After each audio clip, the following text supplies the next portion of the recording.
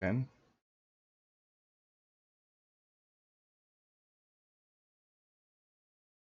And welcome back, everybody. This is Oldbot10025 to the First Circuit podcast number 33. We are joined with special guest as Battletech TW. This is the point where we say hi. How's it, y'all? Okay. We have Aethermech Hello. back from working from like a dog, and we have Biter. Hello. Aether is back from the grave, also a special guest. Yes, Aether's back from the grave there. So tonight's topics are the Battletech release date. Yay! Battletech preview of the Argo ship and preview of the game instead of the combat version. The Oceanic server update. The Sun Spider Hitbox change. Urby excuse me. Urby Derbie Easter event and faction play buggy system workaround. So first we have the Battletech release date, and I think everyone knows this. It's April 24th. Anyone have any issues or anything you want to talk about there? Needs to be sooner. Needs to be sooner. Yes, it does. Yes, it does need to be sooner. I wouldn't necessarily say that. It'll be done when it's done, and the more time they have to get rid of all the bugs and get through this final stage, the more polished the product will be on release. It would be nice if it released tomorrow, but if they haven't had time to hammer out all the bugs and put that last bit of polish, it's just going to be quite disappointed. I don't know, basically, I think Harebrained Schemes does a really good job on the different concept that they do have. Like for the Shadowrun games that they've made, they pinpointed the accuracy about how to develop that type of game system. And so when they just all I got to do is just fix it, and they knew all the bugs and how the system works or the complex system for it. So it'll be fine when it comes out. Of course, every game has bugs no matter what it is, but I think Harebrained Schemes, I'm highly confident they will actually put out a good product though. Yeah, they usually release fairly good products without too much of the game-breaking bugs or anything like that to start with. So, if they say that's the time they want to release it, then I think that's the time I want it to come out for the most part. I'll go by their judgment. And this new release is, I think, how many weeks away? Like basically 3 weeks, like three weeks and a bit. Yeah. And it's launching on a Tuesday. Of a little interesting note, at least since we're also a Mechwarrior Online podcast, is the week before Solaris is coming out on the 17th, I think, if I'm not mistaken. Yes. I was going to mention that too. I was going to mention that. Yeah, so that actually works out quite nicely for me. I've got a week to play the Solaris stuff at the Fafnir and do the event, hopefully, and whatnot. And then, Battletech will come out, and I won't be stuck between two games. Yeah, that's the issue that I would have actually myself, because if it came out the same day, I would have to make a choice of what game to play, and I think Battletech would probably win over that though. But it is nice though they have it like a week before, and so I'll be able to go ahead and do all the different things I want to do for Solaris. A couple of videos, knock those out, and kind of like just have fun enjoying what Russ has done for Solaris 7. So it'll be good that way, and then jumping into Battletech, game.com, by the way. Well, what's that again? Battletech what? No one got the joke. Ian's okay. Not here for you. Ian's not here for me. Damn it. But you are doing it. Exactly. But it'd be nice to actually kind of jump in and then the week later do Battletech, which is me myself. I'm a lore freakazoid, so it would just be. I'm just so happy. So happy. Story time. So happy. Back to the Cage Lord Nazi. Yes, I'm the lore Nazi, I guess, but it will just be cool to jump into lore and the immersion effect that Battletech would have. And Harebrained Schemes, like we've been talking about, they've done a good job. I know they will do a good job. Even if they actually made the game where it ate your computer, I still would love them. So I still love these guys, especially Mitch Gittleman. Hey, Mitch, what's up, buddy? So, anyways, you guys have any other notes on the release date? There's not much else to say. Yeah, there's not much. A release date. Yeah. Obviously, at least there's questions about what state it will be in. It looks fairly feature complete and what they wanted. Then there's just questions of what they'll be adding to the game post-launch, if anything. Well, they've been doing a really good job of marketing the game. I mean, just astronomically cool of doing their tweets out, and like when actually the game did say the release date, I was on my lunch break, and I was just so happy. I was like, oh my god, it's coming out the 24th. This is so cool. Anthony. He got it 23 seconds after it posted. 23 seconds after post. That's my wife, by the way. I caught it. Wow. As soon as he posted it, they posted it 23 seconds. 22 seconds after posted it, I instantly I stopped working and I jumped on Twitter and reposted it. I'm like, yes, this is so great. But yeah, Salt already. what's that? Feel the salt coming from the wife. Yeah, I know. It's gonna be interesting. She probably won't see me for about a week or two because I'll be just immersed in, like inside the game. But anyways, okay. So the marketing, actually, that goes as a nice segue onto the next little topic we have, which is the podcasts they've been doing with Yes. Paradox Interactive, who are their publisher, and that's indeed, they're taking a big part in showing off the game to their large audience, who are a lot of people who like, sort of XCOM type games, and they do a lot of games just up Battletech's alley, so I think it's a very good partnership. But the interesting one was we finally got to see some of the actual campaign, like in the Argo and all the systems in there, at least in depth. Because before we did talk about, they showed a trailer where we saw little glimpses of the mech lab and that, and this, that, and the other, and it's like, oh wow, we haven't actually seen any of these before. Yeah, and this time, they've gone fully through all the systems. So there's a lot to see and talk about, at least for the most part, in that from that podcast. Yeah, if you guys haven't seen the podcast, I will have the link inside description there. But it was great to see the non-combat aspect of actually how the game would be without actually just jumping in, because we've seen like everyone had the beta version, well, not everyone. Well, but it's the meta game basically around which you do the skirmishes in the game. Yeah, and then got the matches between each other and everything. But I wanted to see the mercenary aspect, the like logistical like aspect of how that Running worked. your own company. Yeah. Yes. That was actually one of the coolest things I loved about it, and showed like the mech bay how to work, and then also too like our different mechanics and medics and how they work, and like more mechanics you have or better mechanics, the quicker you build stuff, the quicker you actually go and upgrade things or actually fix your mechs. Different aspects as far as like how like morale works, and that's one aspect I didn't actually see before. Before this was how morale affects almost everything inside the game. So it's another aspect, kind of like currency type thing, in the game. That was kind of cool. I definitely like that. Like that aspect of it. On the morale thing, I mean, they told us what we've already heard before, which was that if you pay your Mechwarriors generously, they'll have higher morale going into a battle, which means you can use those morale abilities a lot more quickly off the bat. Mm-hmm. Whereas, of course, if you're running short on cash, you can not pay your Mechwarriors very much at all, and they they don't have so much morale when going into the next fight. They're like, screw you, man. As for the overall meta game, of course, I'll have to wait to be seen. Obviously, there is an event system in game, and the higher or lower the morale, I think they did mention in previous Q&As, will affect what kind of events you have. So if there's low morale, you might have a mutiny event, or some people acting mutinously, etc. Whereas, of course, if morale is high, you may have people throwing glamorous parties and getting drunk, which has its own possible repercussions. That is so cool. I mean, they put the role-playing aspect into a logistical game, so that's kind of cool how they did that. I like that idea. Yeah, I imagine also at least the morale of your crew can affect at least the chance of success or something like that with your options, though.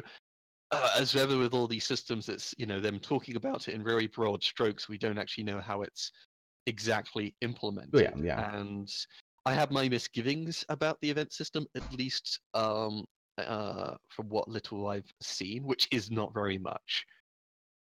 Why do you have misgivings about that? Basically, I think it brings another dynamic to the game itself, though. There's but if it's not built in correctly, it'll just be more complications they have to debug later. Well, I'm sure they're good at it, though. Like, they didn't put those in just to say, hey, by the way, we're going to fuck up the system here. I think there'll probably be at least, there's a little bit of polish that I didn't see necessarily in the little images we saw in the trailers. And part of that is just sort of, it's kind of like choose your adventure book, where you don't know Yeah. the outcomes will be. And whilst that is fine, what I do really wish is, like, it looks like when the events come up, you're stuck with that event page where you have to make a decision.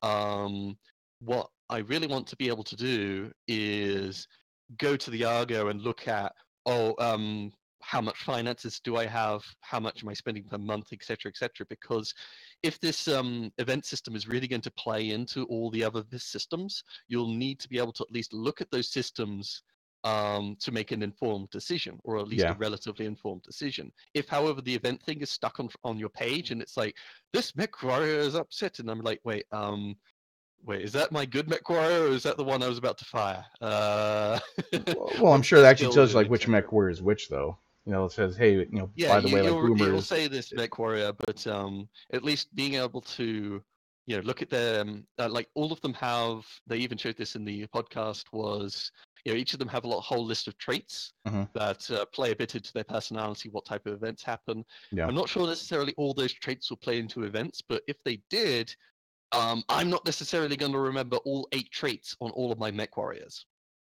And being able Yeah. to click on that will be an important feature that I'm not necessarily sure is Well, there. they did I say think, all the attributes don't really play that much into it per se. They don't play like yeah, a total thing into it. They do actually do something, but not to the extent of like it's gonna make or break your mech warriors or anything. yeah.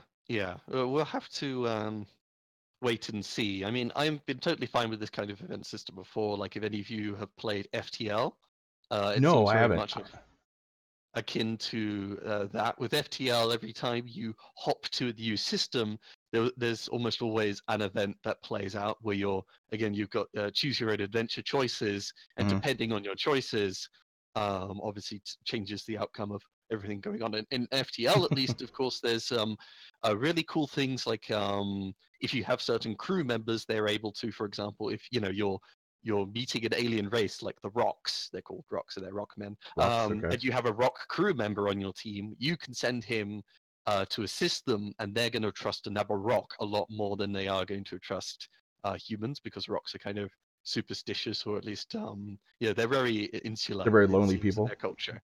Yeah, Yeah. so that's really nice having in that game, depending on what crewmen you have, how your ship is upgraded. So Yeah. you may come to a planet and there's a horrible disease out that's broken out, and you can send like an alien to try and be diplomatic. You can, if you have an advanced enough med bay, you can provide medical supplies and help them that way. And so you want that though? You want that type of thing for BattleTech? Is that what you're saying? I'm saying at least FTL is a brilliant example of how Mhm. that system worked Oh, properly, okay. and in that Okay. at least all of the relevant statistics were available on the screen when you're making those decisions mostly, and a lot of times they informed you at the consequences of your decisions, because in that one it's a roguelite kind of game where once your ship is destroyed, it's game over. You have to start from the beginning. Well, it's the So same thing with the mercenary company. You got to go and start all over too, like if in case you go bankrupt. But like I possibly, like though it that thing depends like if they have a FTL. same system.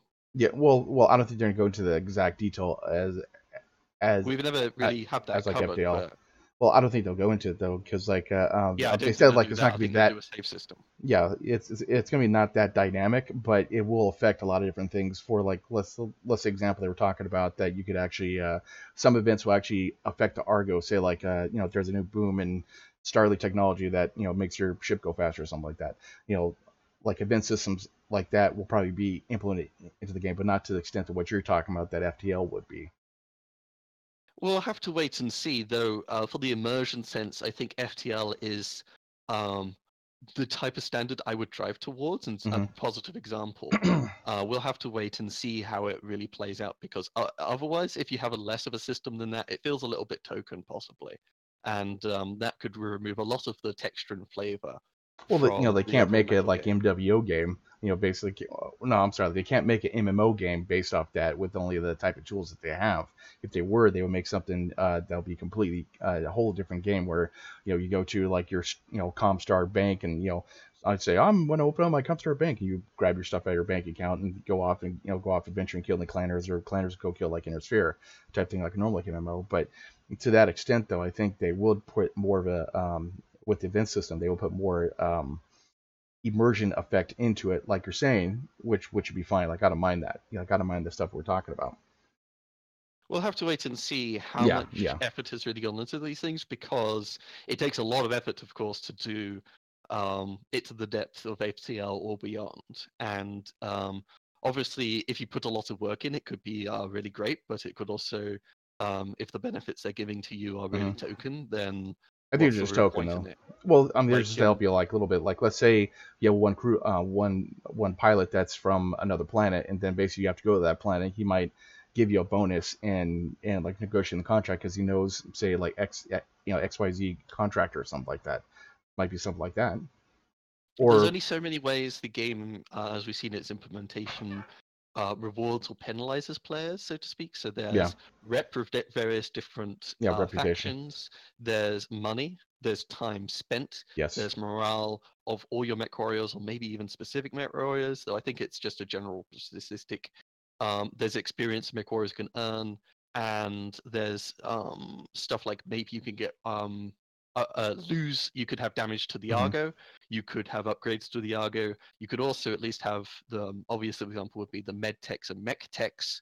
That's just a pure number that can go up. The amount of mech work you can do in the mech, the amount of that's what we're medical talking work about. that could be done per day or whatever. It can be totally, that could be gain and lost according to events. Oh, of course. I mean, but overall though, like I'm stoked. I'm just totally stoked about it. Though. No matter if it's not like FTL, if it's just a token thing, that's fine too. But later on, they actually could implement that with different updates and everything else, and even go into the War 3039, go into the clan invasion, and all the different aspects they want to go put into it, or even just say like you just roam around the inner sphere, the whole like inner sphere, in 3028 or something like that, like during the 3025 to 3028 during the fourth succession war. You go around, roam around, do different contracts and stuff like that. That'd be kind of cool. So Yeah, I mean, I'm just a lot of room to it. Yeah, it's totally with this kind of system, just like with FTL, actually, it's something you could easily patch and do a lot of work on in the future, because it's basically a text-based adventure. It does not require necessarily that much work by the dev team. No. You just need someone with a lot of time and effort and passion to sit down and put in all the events and do all the coding and et cetera, like it's Well, just coding's already done, a so lot yeah. of typing. Yeah. But just setting up all the scripting and make sure it always works. That's true. Probably a little bit of work in itself, but it's something they could totally expand upon, even if it's not up to snuff initially. You mean Bob's next part-time job? Bob's next exactly.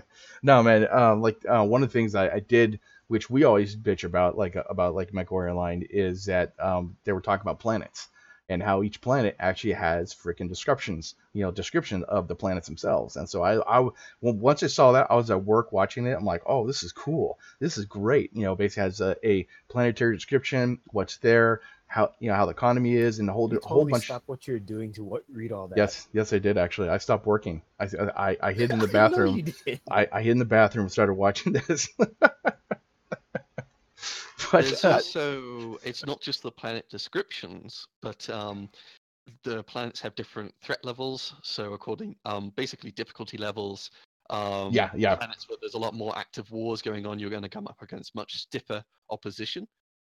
There's also at the side, not just there's the description, but there's certain key tags appended to each planet. And key tags? These, so like they even pointed this out. So that one would say it's like, it's kind of medial population. It's an agrarian planet. It's a city planet. It's high tech. It's got lost tech, etc., etc. There's a whole bunch of tags that each of these planets have. So it's not just someone's written a lore description. These planets actually are different from one another in terms of the tech type level of environments you're dropping on, the tech level, the shops available, and of course what factions are vying for the planet. Yes. And the types of faction, like the types of level of sophistication of the planet itself. So we'll have to wait and see how that's actually implemented, but at least they have tags that, like, this implies there's a lot of gameplay. There's at least some gameplay differences between all these planets. Well, also too, like when you go ahead and run when you're going through the planets and actually trying to navigate, they also said don't go through the border planets because that's like a very high chance of being attacked or having some like event happen, basically based on because there's like a bunch of warfare going on those planets themselves, and it will just gradually go up and up and up through the border planets of the inner sphere and just war planets like themselves. So I like that idea, and I like how, just like you talk about tags of what's going on the planet, everything. I love that idea and how they're doing that. A little more information puts more immersion into the game itself. Wasn't there a thing where the community could mod the game too? No, I think That's No. Mechwarrior 5. Yeah, Microbus 5 is that. Oh, okay, wrong game. they This in isn't fact Bethesda said- where they expect the community to go ahead and make their game. So yeah, they in fact deliberately said they chose not to offer this as part of the Kickstarter or anything like that because for Shadowrun, they found that a significant portion of their development time was actually spent making the development tools, for modders to make use of, and that it was really not worth it in terms of putting a product out to the audience. oh really? Like it's a third of their development time or something like that. A significant portion was spent on those dev tools, and at least for the Shadowrun games, it was used, but it wasn't. At least in the end, I didn't necessarily care much for the campaigns that modders, or at least the Steam made. Yeah, I actually But saw that that's too. just my but yeah, they said it wasn't worth their time, as at least from Shadowrun. So they thought, let's just focus on making a good game, which I think is the right call. What the scope they attempted with this one is very large, much larger than the linear storytelling of the Shadowrun games. And to really get that immersive sim, you need a lot of time scripting all the different planets, how all the events play into the different planets, and Yes. obviously, as I said, the as you're going from place to place, the event system, that thing, of course. Yeah, it takes a lot of time for somebody to script out and put into the game. And if they're gonna just let and if they're gonna just let the community go do it, they might as well just not have those tools and effect for the scripters to do it and everything. So yeah, this isn't like Bethesda where they expect you. I mean, with Fallout 4 and Skyrim, I'm literally though the mods made the game even completely 100% better, and so I think just in itself though, I'm very happy that they didn't do that though because they're putting out a greater game from themselves. I mean, you're looking at Mitch Gittleman, who actually made a Mech Commander. Looking at, just the creators of freaking BattleTech. They're putting their heart and soul like into this game, so it's going to be good as far as like emotion and like immersion and just their ability to actually build a good game. And then they have a good track record through Shadowrun, doing things they do. Because I didn't like the last one. I think it was like and what was the last one? What's that? Hong Kong. Not the Hong Kong. Shadowrun Hong Kong. No, it was one where you could go with other people. You go. I forgot what that one's called. That one sucked really big time. I did not like that one. But the other one, the roguelike one. yeah, actually, that one. Yeah. The normal ones were fine. I liked those ones. Those were perfect. They were really good story. I mean, a lot of reading though. Like I actually asked, like Mitch Gittleman, hey, can you put some voice acting into this because it's really hard to go and stream those games. But they did a good job on those. Story, scripting, just like linear gameplay, but you had fun doing it like as well. But then you're looking at Fallout 4 and Skyrim. It just the game was decent, but the mods made it much better, and I'm glad they went into this route and not doing the Bethesda role. So that's a good thing. Good thing.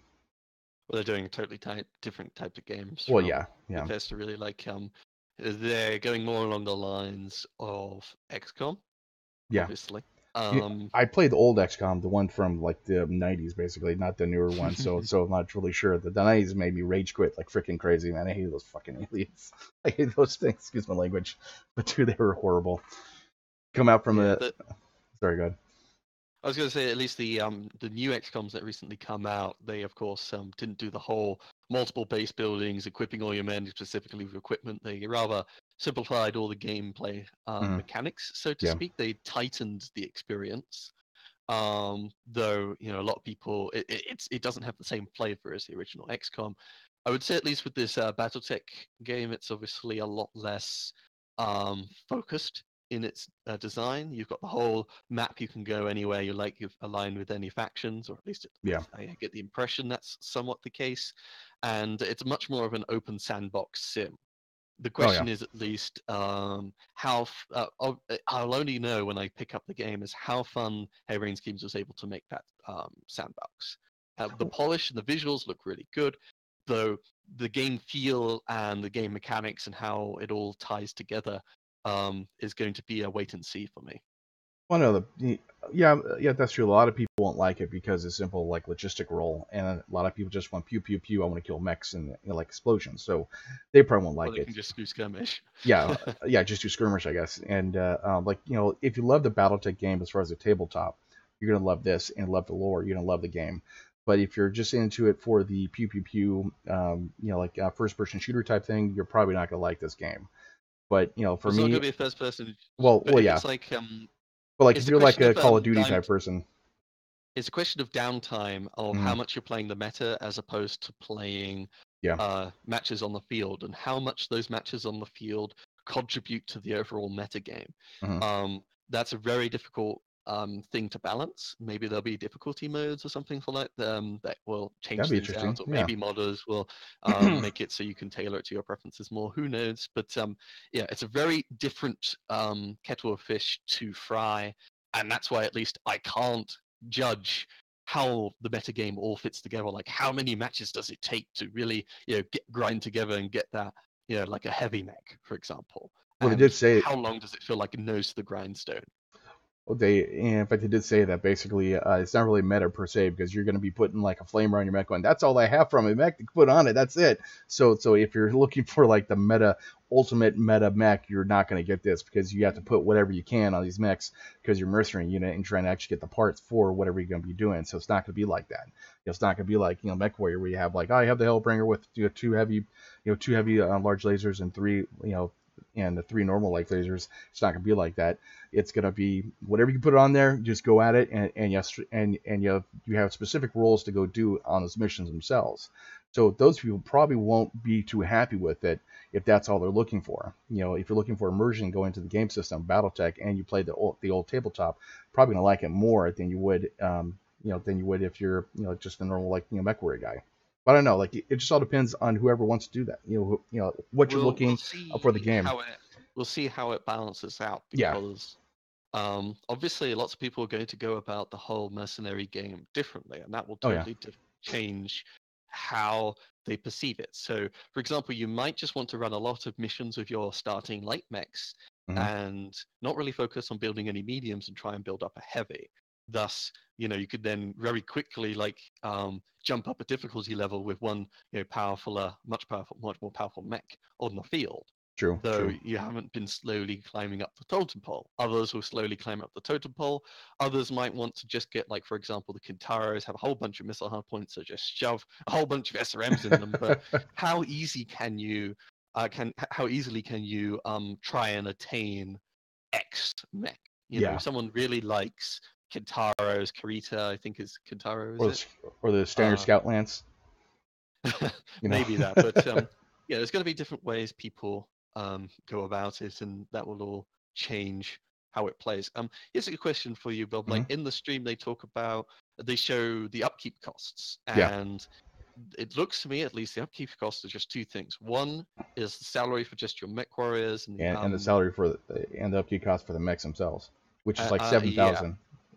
And I think there's upkeep for the Argo as well, but the mechs all have the same upkeep cost. And he explained it too. He didn't want to have it so like the better mechs were a lot higher, and so you have a lot more like logistics to go ahead and have to deal with that kind of stuff. So he just made it 7,000 like C-bills per week or month, or like whatever the time period is.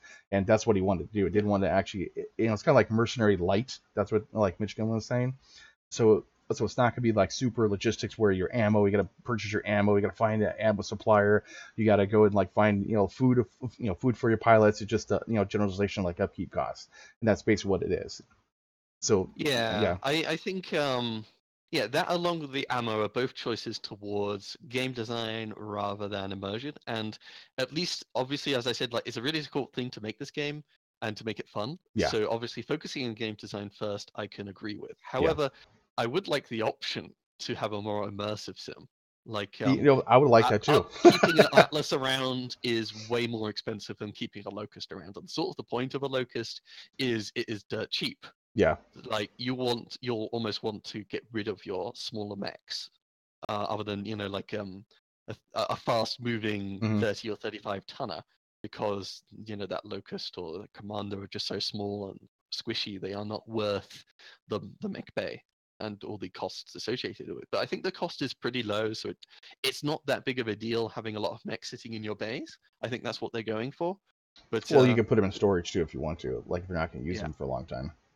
I But was like, just curious how you would react as a lore hound. Like, yes, a Locust believe costs me, just as much upkeep as yeah. an Atlas. Believe me, like I'm with you on that one. I would love to see it, so a little bit more immersion as far as like, yeah, an Atlas does require a little bit more stuff than having a Stinger mech or something like that.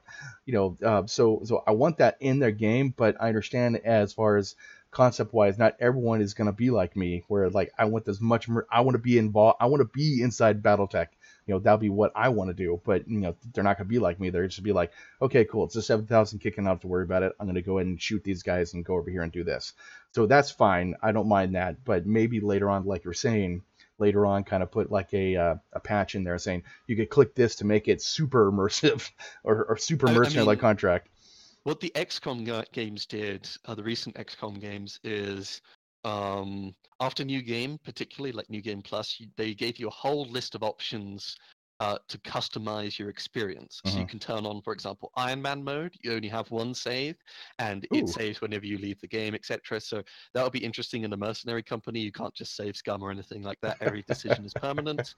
There's other things like enemies are much more accurate. Your damage is more randomized. The damage is according to the arc you're firing from, etc., etc. Like they had a lot of ways you could tailor the experiences. You could turn on, I forget all the options, but it's like enemies are much more prone to throwing grenades because in the original script, the AI doesn't want to throw as many grenades at you because they destroy cover and completely ruin your day. So them throwing a nade is a big deal. But if you turn that on, you're like, well, why wouldn't the aliens want to blow me up as soon as possible? Yeah, that's basically what the player is often using. Like it's all it turns into a nade fight, but it's not too inaccurate.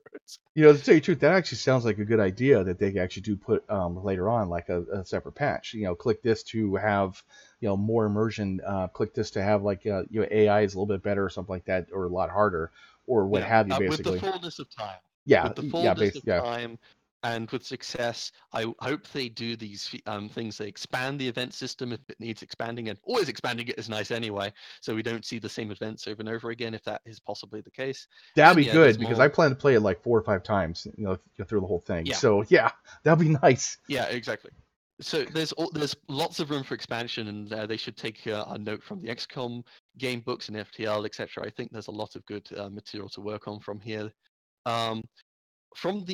We should wrap up on this topic and talk about the other topics soon. But one other notice I saw in the Mech Lab was it was interesting. I finally got clarity on what that all the different weapon hardpoints are. Yeah, which obviously ballistic energy, missile, support. and Support.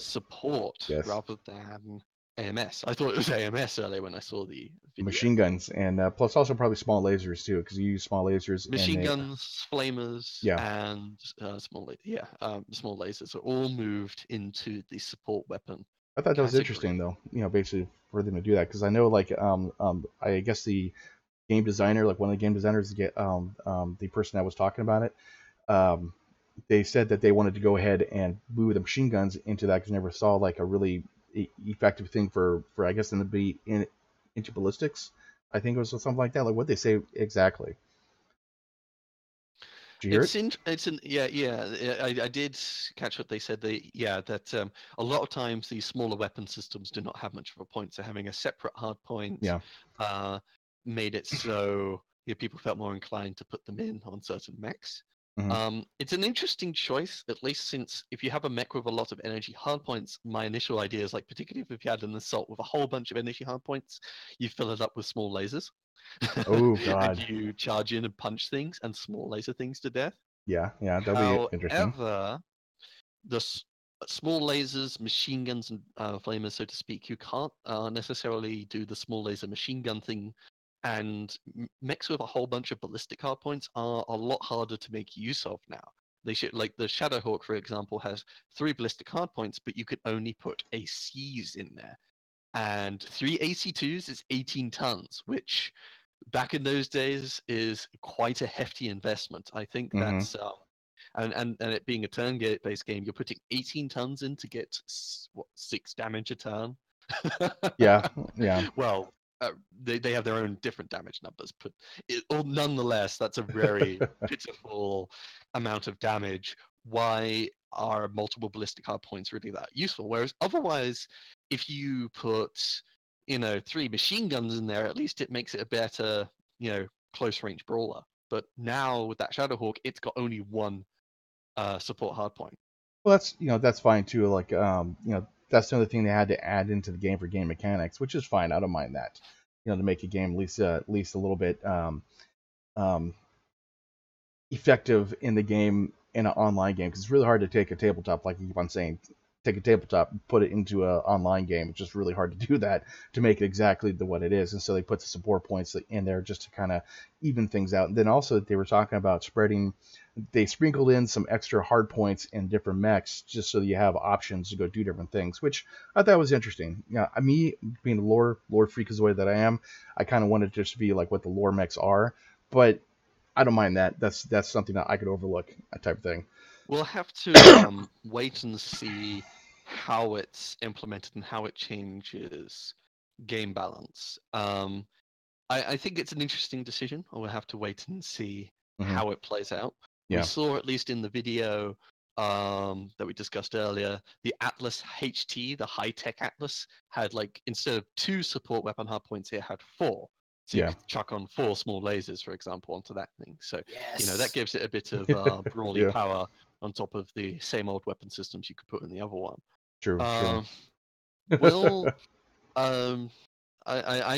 found it an interesting decision, and the whole claims about we're adding more hardpoints to the mechs than what they started with. It's like, well, a lot of ballistic hardpoints aren't necessarily that useful since ballistics are so damn heavy. But it's not Mechwarrior line, because I know a lot of people are like, well, I would never put less than 1 ton of ammo in there. It's like, well, that's all you really need, in the game. 1 ton of ammo for your LRMs. People start putting tons of ammo in there. They're gonna find the mistake that, oh my god, hard. Yeah, they're gonna find out that it's only about 15 turns per game, and you only need maybe 1 ton for your LB, actually for your AC10, which would be 20. Ammo consumption is much slower. So, it'd be interesting to see what happens. Yep. It just the support weapons, of course, totally changed the dynamic of trying to go for melee builds. Yeah. And it could at least hamper melee builds or really boost up certain mechs for melee builds. Who knows if they've given any mechs with a lot of support hardpoints. Yeah, true. Urby has one. Oh, the Urby has one? Well, of course. Yeah, it has a small laser in the AC10. Well, you'd be modifying those. I know that's gonna be modification. And that means all the classic builds at least are going to radically change. Obviously, I know there's no Piranha in there, but that would have possibly 8, 12 support hardpoints. Oh god, we'll have so a lot. The Piranha becomes a melee specialist, oddly.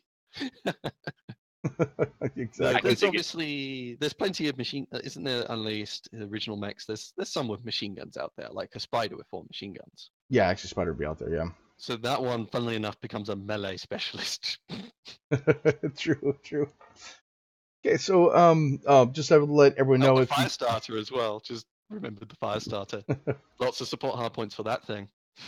Well, you got the Flamers, the Firestarter, and if they put in the Vulcan, that'd be kind of cool too, because that's actually a lot of machine guns and Flamers and everything. The Vulcan's a pretty cool mech. But to let everyone know, it's BattletechGame.com. If you haven't purchased it yet, definitely go purchase it. It's going to be well worth it. If you love anything about Mechwarrior, anything about Battletech, check it out, guys. BattletechGame.com. So next on our list is April 24th.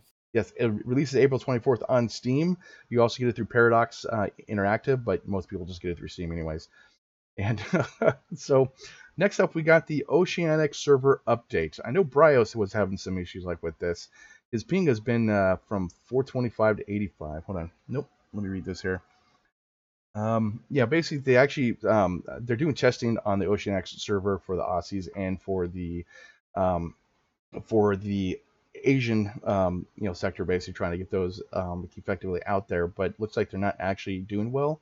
Not doing too. They wanted to see if they the Singapore server had like a lot of the player base around 200 to 300 Mhm. ping, about 60%. Yeah. And they wanted to see if this they just said, let's just try it in Sydney and see if it's any better.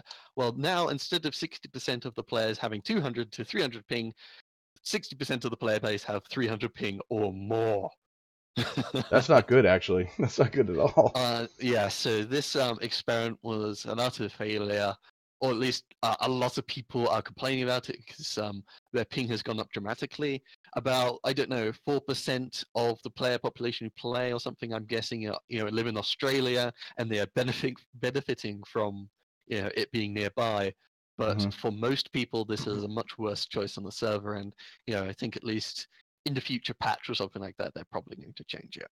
Well, I just hope it doesn't. Couldn't they, like, put something closer for both of them or something like that? Because just screwing over one different type of population, it's not the greatest idea to go to see. Because I know that there's a lot of BrioS is having a problem, a lot of streamers from Asia. I know TTB is having problems as well, right? Yeah. He is annoyed because he basically has more than 300 ping all the time, like 350 ping-ish when he's playing on any other server than the Oceanic, and now he has 350 ping anywhere.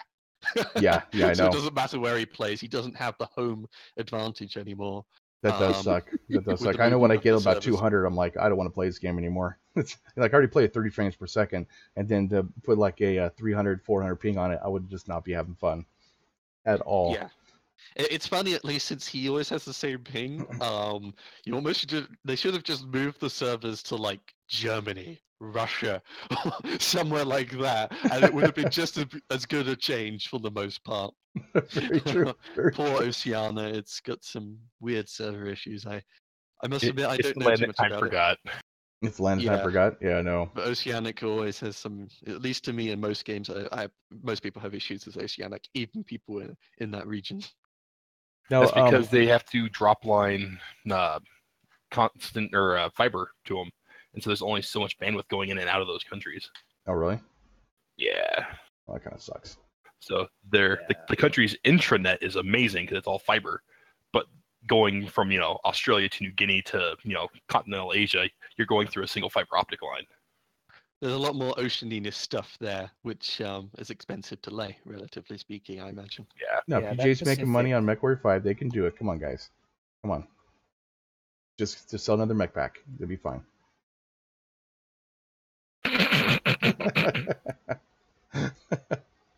Okay. This is more of a, Other there's than- not an existing infrastructure to support the internet gaming at all. Yeah, but you find though, like okay. Asia has a big internet gaming population though. They have a huge gaming population, so I would think they actually have better servers like up there.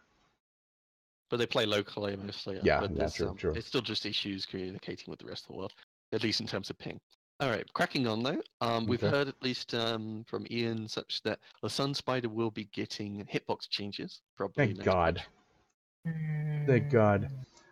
Last PGI's heard your complaints. Larger side torsos are needed. Yeah, same thing with the UZL. Basically, larger. Yeah, they same with like with the UZL. They did give a bonus. I think it was a structure or armor bonus. Was that Little like, am I right? structure.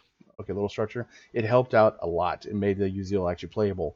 I still love it. I still used it because I love the mech. Now it's the Sun Spider. I tilted last night and I was very upset, and that doesn't happen to me a lot. And I was tilted, really bad. And playing that mech, my torsos always got hit and destroyed, and my center torso was perfectly fine. And so if they actually fix it, which will be fine, I'll be happy with that. But still, the Sun Spider is not on my list of mechs to use at most of the time. I'm still kind of pissed off at that mech. But it's a wait and see. For me at least, as someone who played a lot of Innisphere XL before they got all their survival buffs, Mhm. You can still get good work done, but obviously, it's not fun when people start shooting at you. You're like, no, I'm not here. Leave me alone. well, like literally, like I got shot from way far away. I'm like, dude, my torso just got blown off. I'm like, really? From like one alpha shot from all the way across the map. I'm like, oh, that sucks. And then like I lose my Ultra AC10. I'm like, okay, well, I got these streaks.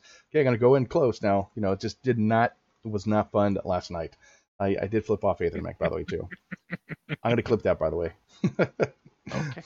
But yeah, it's a gorgeous looking mech. I do like how the mech looks. It does look pretty cool. It's just those torsos are like the worst thing in the world, and the Fafnir assault incoming that they're gonna have is just be enormous, because if they don't give any structure bonuses or armor bonuses to those torsos, it's gonna just be constant hey Russ, fix these, like Twitter posts, basically. Once a Fafnir comes in. That's what I said, that the Fafnir's giant side torsos could be an issue. We'll have to Yeah. wait and see. Yeah, we'll have to wait and see. Yeah, we should crack on. We have about Okay. 15 minutes or Sounds so good. remaining to our usual runtime. All right. How many of you guys took part in the faction play event? What's that again? Yeah. What's faction play again? Faction play stuff. I So there was I don't know the what that loot is. bags for faction play and the specific IS versus IS and clan versus Yeah. clan stuff. I didn't take much. I didn't do much in that. Like I kind of stay away from that, except for scouting missions. This one I didn't really do a lot of scouting missions though. No, I did it all in like 2 days. What, the normal faction play? No, all of it. No, not doing scouting. Normal stuff. Scouting only. There is no other scouting. faction.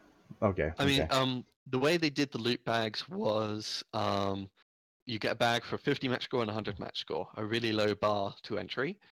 So I think most people went to scouting. That's my guess, since you had to do 50 matches in total, and 50 siege matches, 50 invasion matches with 4 drops is an immense amount of time compared to scouting. Doing 50 scouting matches is quite a time investment in and of itself. So you get the most reward for doing scouting. So a lot of people did scouting, and that's what I did as well. And I think they changed the requirements for the faction civil war things. The IS versus IS, clan versus clan. Oh, they Instead of did? 20 KMDDs, it was 10, which is Oh, a that's not much too bad. nicer Yeah, requirement, because it was only 2 days, and getting 20 for each faction, so 80 KMDDs in total, was quite a lot of work required. And They playing also with other flagged people, it for they were very kill slow. and kill most damage dealt, not just KMDDs. Oh really? Yeah.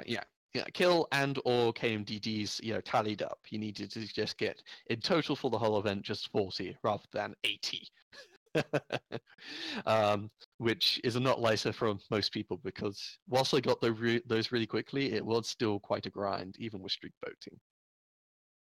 Yeah, I didn't do much in those. I didn't have time this week to actually do much of the faction play. I kind of just gave up on it, and I am going to be doing the next one though. The next I next mostly that we'll be talking about. Yeah, just to give my thoughts a bit though on it. I mostly played just IS versus IS and clan versus clan. I did all of that on those days that were available, and it was interesting. I liked the variety in IS versus IS. Yeah. It wasn't everyone just taking bushwhackers. Like, all the 55 tonners were usually being taken out. Some 50 tonners there for some reason, and some smaller mechs sometimes for some reason. But for the most part, yeah, lots of variety in the mechs people taking out. And a whole mixed bag, a lot of people taking part in the event. So it was quite fun. At least for me, whichever team I was dropping on was usually the one with the advantage, since Well, I'm you get 1,000 a bit of points a each brawler. match. So, yeah. Yeah. And Spider, please. Clan was an interesting one, because I feel like a lot of people have built a very ingrained habit of clan is all about taking the hunchbacks and the huntsmans and the other 50 tonners, novas, etc. Yeah. But there were a fair number of people taking Stormcrows, and I took a Stormcrow because Stormcrow is still actually a pretty decent mech. But again, a lot of people are stuck in their old ways, and it was interesting seeing the dynamic between the jump jetty 50 tonners and the really fast Stormcrows. Stormcrows could really move. They move really fast, 102 kph, and they would carry a decent payload. So sometimes you'd meet lances of all Stormcrows, and they would roll the 50 tonners. The 50 tonners were just so confused that something fast and shooty is coming at them. It was brilliant watching people just taking all the random hodgepodge 50 tonners, 45 tonners, and whatnot, clan mechs, and getting stomped by Stormcrows. Or at least, as a person who liked the Stormcrow, I loved stomping people and just going, nah, you still think it's a 50 tonner game.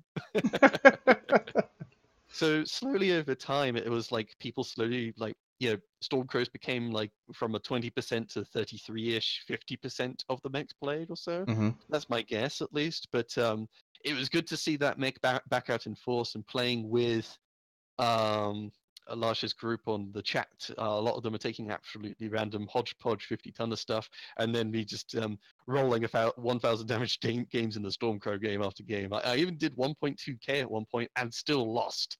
Well, probably people to know that like the tonnage for scouting went up to 55 for clanners, and then they're kind of stuck. They're still using the hunchbacks and the huntsmans. That might be an issue that no one really knows about yet. Oh, you mean I could take a Stormcrow? That's cool. Not a lot of people necessarily have a Stormcrow. They Yeah. got 50-tonners for the event, and they're used to playing 50-tonners for scouting, so that's what they took to the thing. And I loved bullying them. Yes, you always do. That's awesome. I have found that at least because I use a splat huntsman most of the time for the clan side, that taking the legs off Stormcrows with 8 SRM tubes is fairly easy. Yeah, they still have quite large legs, but I usually 2/3 of the body. And so I found that just by doing short hops to get up high enough to where I can clear whatever cover they're hiding on, I can just pump all my arms, SRMs into their legs, and as I'm coming back, I can fire the shoulders, and then they'd be all stripped and almost cherry red almost every time. The problem is it suffers from the same thing where you jump jet in front of IS streak mechs. That just makes you a better target. Are the hunchbacks are the huntsmen's missile points, are they high up? The arms are located right in the center of the fist. The Mhm. torso mounts are all the way at the very top of the mech. Okay. Well, actually, you just go jump on a hill and just kind of just shoot, and the streak crows probably won't be able to hit you with their streaks. You'll be hit by the mountainside or something like that. Yeah, since they've redone That's the expecting streak huntsman pilots targeting, to be smart. Yeah. there's that too. Yeah. But since they've redone streaks because they target the extremities less often, they mostly hit the side torsos and center torso now. And so even being elevated, if you can see your target, they can shoot you. And the majority of the streaks will get you. Well, the funny thing, at least with a good Stormcrow pilot, is with that speed, they are able to dictate terms of the battle a lot more. Though the go-to for any Nova huntsman is indeed to try and hide on top of their little castles, just like against IS. And I've been noticing that too, yeah. It was interesting. It was a fun little dynamic seeing IS versus IS, clan versus clan. They should do more of that, though, to tell you the truth. Somewhat. There was, though, the funny thing that the joining system was bugged. So I would change my faction to one of those who are taking part. You can click the map screen and join now, and nothing happens. And they had to do you had to go workaround. to the if depending on what royalties or whatever you are. Yeah, you had to go. For me, I went event and then go now, and that was the way I opened up the thing. So it was bugged out, which was a huge nuisance because a lot of people don't necessarily I can't play this, and they had to announce this to the public, and also they extended the faction warfare event as a probable consequence because a lot of people were annoyed that they had to do versus their own faction. Like there wasn't that much time for IS versus clan. Don't they always do that though? OPGI Like with these, change. basically with all the faction events, they if there's something goes wrong, they always say, "Well, you guys have another week to go try this out." Now, they PGI seem to do this a lot though. Basically as far as messing up on the faction warfare script on getting this actual work, getting this done for the industry versus interfere. I think this is the second time this happened. Because they use CryEngine. CryEngine? You think so? I'm almost certain that the faction play stuff is like the first stuff that got built in CryEngine before they did the actual game. And so because of that, they just can't fucking get to it. Well, the faction stuff in terms of I think it's also just the fact people can change instantly now that may have had an effect. That's true. Yeah. I mean, I've changed a lot. For that video, Bob. I'm so busy, man. You understand? I'm making that video. It's coming, and I'll say for you, Biter. Here it is. I'll make it. I'll make it. I don't know. It's on my list, dude. I got so many projects. But yeah, it's So like we have- sometime next year they need to like just down MWO and switch everything over to Unreal, like or MechWarrior 5. No, Just let them get do it over MechWarrior with. 5 for a year. Let them deal with it. Let them get all the bugs out. Let them make the extra packs, for the 3039 Ronin War. Let them do it. Let them do the stuff they're doing. Don't have them do anything else. Still do the MechWarrior Online thing, still making money. But, and then after that, then we'll go, oh, yeah, we're going to change over to Unreal like engine or do something else, man. Because I want them to go do two different things because it just messes up sometimes. All right. For the last few minutes, though, we should cover the Easter event. The Urby Derby! Urby Derby! Derby! Yay! I love this. Where an event named Urby only has one event requiring an Urban mech. Yes, that's really bizarre because a lot of people don't have Urban mechs and they won't be able to go and do that. They should do a workaround The for rewards the clans. do include Easter Urby, which I think they've been working on. So that's kind of like why it's a bit more urban feeding than just that. But yeah, it's not encouraging players to play all Urbies, which would have been hilarious. Yeah, the name does not make you play an Urby. You could actually go shoot down 2 enemy UAVs, detect 12 enemies by launching UAVs, use counter ECM once, and then achieve 10 protected light and 10 protected medium, which is pretty easy to do. Like 2 games, this will be able to go and do it. And then do 500 points in any Urban mech gets you the mountain lined Urby pattern and also the cockpit Urby bunny, which I have no clue what that looks like. It's an Urban mech with bunny ears. It's going to be an Urban mech with bunny ears. Yep.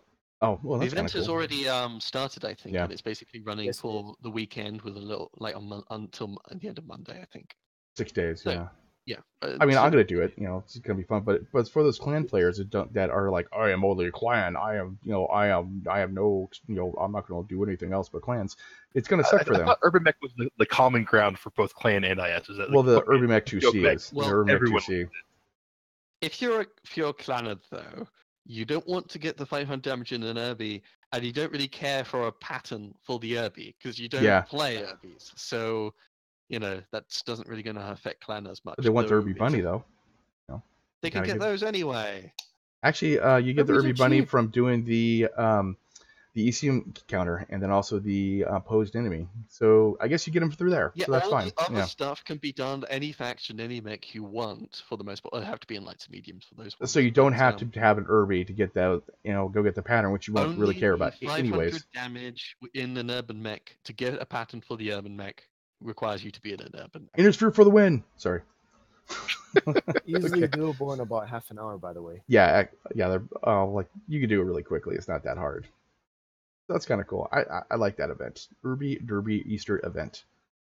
The only nuisance I would have is the counter ECM thing.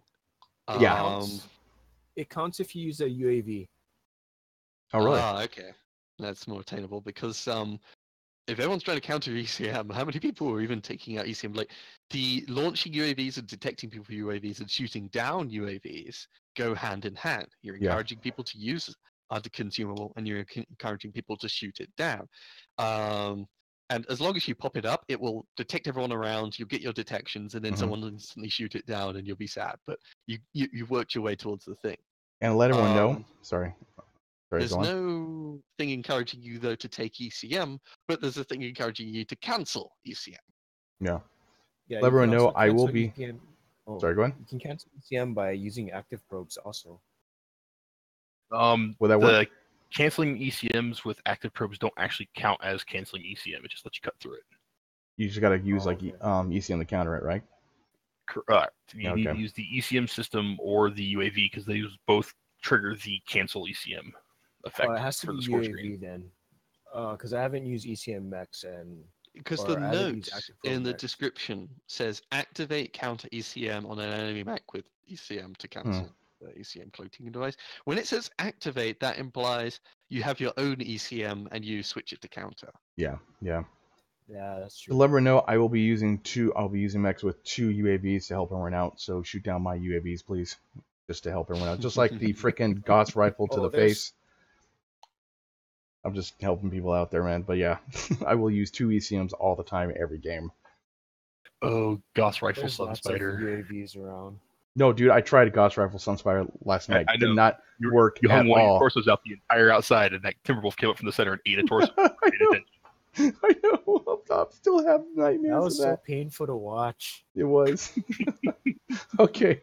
So Bob plus Goose equals good time for everyone but Bob. but Bob, yes, it does.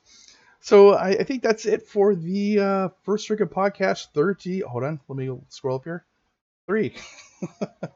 So I do appreciate you guys having any final thoughts though? Just real quick. No final thoughts? Trip. Not much. I Okay. mean, the Derby events, fairly rudimentary. It's nice and easy. And you're getting a whole bunch of MC and C bills for not too much effort, which is nice. You get 300, so it's kind of nice. I'll be doing it for both my accounts. But to let everyone know, thank you for watching the First Circuit Podcast number 33. This is Old Bob. We have Biter, Bat Duck TW, and Aethermech on the First Circuit Podcast number 33 as special guests and everything. So to let everyone know, I will be streaming. This is a side note stream with my wife on Saturday, 5 p.m. Pacific Standard Time, showing her how to play Mechwarrior online and throwing her to the wolves. So this should be an interesting time of my wife screaming and yelling at me and saying I'm going to sleep on the couch. So anyways, you guys Everyone tune in because I'm almost certain his wife's going to play better than him. Oh yeah, my wife's going to definitely, she's going to kick my ass. Watch. She's going to like, hey, what's this button do? It has 4 AC-20s. Don't shoot. Oh my God, I'm dead. But yeah. So anyways, thank you for watching, everyone. Thank you. If you can, check out Larsh. He'll hopefully be back pretty soon. He's been putting out some really good content lately. Even though he's not online, he's actually putting stuff online, which is great. I love it. Snuggles time as well. Check out everyone there. We have links down below for everything. And thank you, everybody. You have a good night, and I will see you on the battlefield. Bye-bye. Dun, dun, dun.